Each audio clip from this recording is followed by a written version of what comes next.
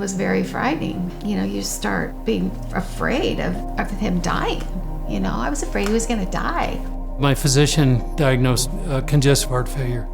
To make my heart beat stronger, they put in a pacemaker, and my cardiologist then suggested I had a CardioMEMS placed. They could monitor the pressures in my heart, especially the fluids.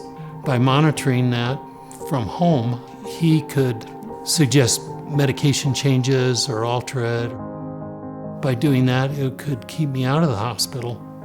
And what it has done is I have not been in the hospital for congestive heart failure for any reason after the implantation of the CardioMEMS. It is helping so much them to regulate his medications. And they're looking at it, they see it, and they know how I'm doing.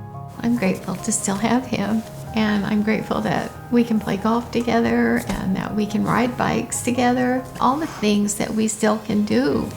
Our life is good, really. And honestly, having that sensor where the doctors can keep up with him daily really allows us to do that.